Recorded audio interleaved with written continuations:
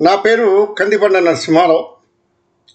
నేను 69 తెలంగాణ యాజిటేషన్లో ఒక విద్యార్థి నాయకుడిగా 2-3 పర్యాయాలు జైలుకు పోవటం, అప్పటి సమైక్యవాదులతోటి పోరాడి తలకు దెబ్బ తగిలేంత పరిస్థితి రావటం జరిగింది.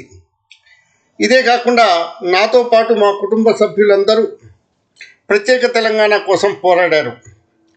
మా నాన్నగారు కందిబండ రంగారావు, ఆయన నిజాంకు వ్యతిరేకంగా పోరాడి జైలుకు వెళ్ళి వచ్చిన మనిషి. మా అన్నగారు ఆంధ్ర వాళ్ళ చేతుల్లో హత్యగా గావించబడ్డారు కందిబండ వెదగిరావు. ఈ విధంగా తెలంగాణ అంటే ఏమిటి, తెలంగాణ వాళ్లకు ఏమి అన్యాయాలు జరుగుతున్నాయి అనేటటువంటి విషయంలో మేము చిన్నప్పటి నుంచి నేనే కాదు మా కుటుంబం మొత్తం పోరాడింది. మా నాన్నగారు ఖమ్మం జిల్లాలోనే ప్రథమ పట్టభద్రుడు, మొట్టమొదటి గ్రాడ్యుయేట్, 1927 గ్రాడ్యుయేట్. ఆ విధంగా ప్రత్యేక తెలంగాణ రాష్ట్రం కోసం పోరాడినటువంటి చరిత్ర కలిగినటువంటి వాళ్ళు. ఇదే కాకుండా 2001 తర్వాత జరిగినటువంటి ఉద్యమంలో కూడా నేను ఎన్నో పర్యాయాలు టీవీలలో మాట్లాడుతూ, రాజకీయ విశ్లేషకులుగా మాట్లాడుతూ ప్రత్యేక తెలంగాణ ఆవశ్యకతను గురించి ఎన్నో పర్యాయాలు నొక్కి ఒక్కానిచ్చాను. ప్రత్యేక తెలంగాణ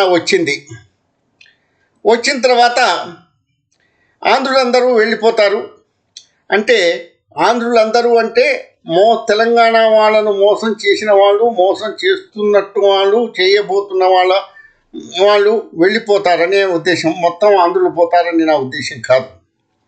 అప్పుడు తెలంగాణ వాళ్ళు ఆంధ్ర వాళ్ళని ఏ విధంగా ఇబ్బంది పెట్టారు, ఆ ఇబ్బందులు తెలంగాణ వచ్చిన తర్వాత కూడా జరగకూడదనే ఉద్దేశంతో ప్రజలందరూ అనుకున్నారు. అక్కడ ఇబ్బంది పెట్టేవాళ్ళు హైదరాబాద్లో కానీ తెలంగాణలో కానీ ఉన్నటువంటి ఆంధ్రులను కూడా అక్కడి నుంచి వచ్చి తెలంగాణ వచ్చిన తర్వాత కూడా ఇబ్బందులు పెడుతున్నారు. ఆ క్రమంలోనే 2-3 ఆంధ్ర ఎమ్మెల్యేలు గెలవటం, అది కూకట్పల్లి కావచ్చు, అరికపూడి గాంధీ గారు కావచ్చు, ఇంకెవరైనా కావచ్చు, ఇటువంటి వాళ్ళు గెలవటం జరిగింది. వాళ్ళందరినీ ఎవరు గెలిపించారు? కేసీఆర్ గారు గెలిపించారు. మరి కేసీఆర్ గారు గెలిపించిన తర్వాత ఇవాళ కౌశిక్ రెడ్డి గారు అరికపూడి గాంధీ గారిని ఆంధ్ర నుంచి వచ్చావు అని అన్నాడు. అటువంటి వాళ్లకు అవకాశం ఇవ్వకూడదు అని మేమంతా అనుకున్నాం. వచ్చారు, ఏదో ఒకటి అయిపోయింది. ఈ రోజున ఆయన గురించి కౌశిక్ రెడ్డి గారు మాట్లాడటం ఏంటి, కౌశిక్ రెడ్డి గారికి మద్దతుగా హరీష్ రావు గారు మాట్లాడటం ఏమిటి, చాలా ఆశ్చర్యంగా కనిపిస్తుంటుంది. ఎందుకంటే తెలంగాణలో ఆంధ్ర వాళ్ళు దోచుకున్నంత దోపిడీ, ఆ దోపిడీ నుంచి విముక్తులు కావాలంటే ఇంకొక 100 సంవత్సరాలు పడుతుంది తెలంగాణ వాళ్ళకు. ఆయన ప్రత్యేక తెలంగాణ ఉద్యమం జరిగేటప్పుడు 1000 నాగాళ్లతోటి దున్నినటువంటి రామోజీరావు గారి స్థలాన్ని, అసైన్మెంట్ ల్యాండ్స్ అందరినీ మళ్ళా ప్రజలకు వచ్చేటట్టు చేస్తానని చెప్పాడు ప్రత్యేక తెలంగాణ రాష్ట్రం కాగానే. అదేవిధంగా ఎంతోమంది ఆంధ్రులు ఆక్రమించుకున్న దాంట్లో అది ఎన్ కన్వెన్షన్ కానండి, లేకపోతే హైటెక్ సిటీని కట్టినటువంటి వాళ్ళు కానివ్వండి.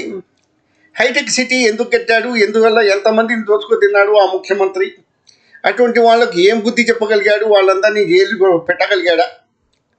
ఇవాటి రోజున వాళ్ళందరినీ కాలువలు, ట్యాంకులు మరమ్మతుల దృష్టితోటి వాళ్ళందరినీ వెలగొట్టాలనే దృష్టితోటి, హైదరాబాద్ మునిగిపోకూడదనే దృష్టితోటి రేవంత్ రెడ్డి గారు చేస్తున్నారు. కానీ ఈ మాత్రం ప్రక్రియ కూడా మన కేసీఆర్ గారు చేయలే. అందరూ ఆంధ్రులు వచ్చిపోతున్నారు, అక్కడ నాయకత్వం చేస్తున్నారు, ఇక్కడే ఉంటున్నారు, ఇక్కడ దుర్మార్గాలు చేస్తున్నారు, వాళ్ళ సపోర్ట్ తోటి ఇక్కడ హత్యలు చేస్తున్నారు.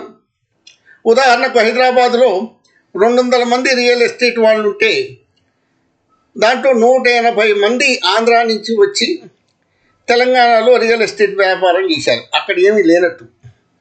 అక్కడ కొంత ఇళ్ళు పెట్టుకుంటారు, ఇక్కడికి వస్తుంటారు. ఈ 180 మంది, ఉదాహరణ 200, ఇంకా ఎక్కువ మంది ఉన్నారు. ఈ 180 మంది అంటున్నానే, వాళ్ళందరూ ఒక్క తెలంగాణ వాళ్ళనే కాదు, తెలంగాణలో స్థిరపడ్డ సామాన్యులందరినీ, వాళ్ళు మార్వాడీలు కావచ్చు, ఆంధ్రులు కావచ్చు, కర్ణాటకులు కావచ్చు, అందరినీ మోసం చేస్తూనే ఉన్నారు. వాళ్ళందరూ వాళ్ళు చేస్తున్నటువంటి వ్యాపారంలో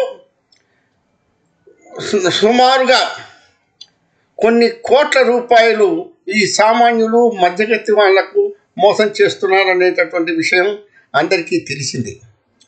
వాళ్ళందరినీ కేసీఆర్ గారు ఎందుకు రక్షించాడు అప్పట్లో అనే దానికి హరీష్ రావు గారు కానీ కేసీఆర్ గారు కానీ చెప్పాలి. అదేవిధంగా రేవంత్ రెడ్డి గారు కూడా వచ్చి 10 నెలలు అవుతున్నప్పటికి కూడా ఆయన కూడా చెప్పాలి, వీళ్ళందరినీ వెళ్ళగొడతారా లేదా, రామోజీరావు అసైన్మెంట్ లెవెల్స్ నుంచి తెలంగాణకు లాభం చేస్తాడా లేదా ఆయన చెప్పాలి. చెప్తే ప్రజలు అర్థం చేసుకుంటారు. తెలంగాణలో ఉన్నటువంటి తెలంగాణ వాళ్ళు కానీ, మధ్యతరగతి కుటుంబీకులైనటువంటి ఆంధ్రులు, మార్వాడీలు, తమిళియన్స్, వీళ్ళందరికీ కానీ ఇబ్బందులు లేకుండా ఈ రేవంత్ రెడ్డి గారు చూస్తారా లేదా అనేటటువంటిది తెలుసుకోవాలి. ఒకవేళ చేయకపోతే అటు కేసీఆర్కి, ఇటు రేవంత్ రెడ్డి గారికి మనం ప్రజలు ఒక రకమైనటువంటి బుద్ధి చెప్పవలసిన అవసరం ఉంటుంది. లేకపోతే ఏమిటి ఉపయోగం? తెలంగాణ వచ్చిన తర్వాత వాళ్ళే దోచుకొని తిన్న వాళ్ళు ఇక్కడనే ఉన్నారు, ఇక్కడనే ఉండి మళ్ళీ దోచుకొని తింటున్నారు. అక్కడ నాయకత్వం చేసి ఇక్కడనే స్థిరపడుతున్నారు. ఇక్కడ ఇల్లు, అక్కడ ఫామ్ హౌస్, అక్కడ నాయకులకి. ఆంధ్రాలో ఫామ్ హౌస్, తెలంగాణలో పెద్ద పెద్ద ఇళ్ళు. అక్కడ ఓడిపోతే ఇక్కడికి రావడం, ఇక్కడికి మళ్ళా అక్కడ గెలిచిన 4-5 రోజులు ఉండటం, నెలలో 30 రోజులు ఉండటం, 25 రోజులు హైదరాబాద్లోనే ఉండటం, ఇది జరుగుతుంది.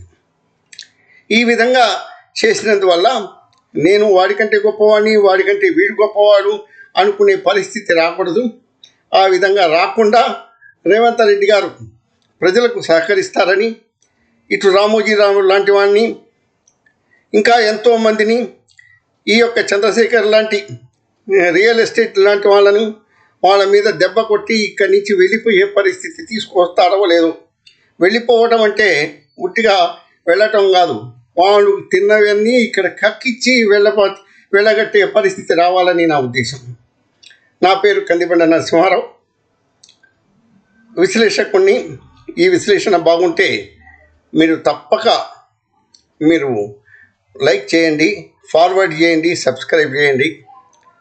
ఒకవేళ బాగాలేదు అనుకుంటే వదిలిపెట్టండి, బాగాలేదని రాయండి. ఒకవేళ సబ్స్క్రైబ్ చేయటం ఇష్టం లేకపోతే, ఓపిక లేకపోతే, టైం లేకపోతే, ఇది బాగుంది అనుకుంటే అందరికీ మీరు ఫార్వర్డ్ చేయండి. తెలంగాణలో ప్రతి సామాన్యుడు అర్థం చేసుకునే పరిస్థితి రావాలని నా ఉద్దేశం. అందువలన ఈ వీడియో తీశాను. నా పేరు కందిబండ నరసింహారావు.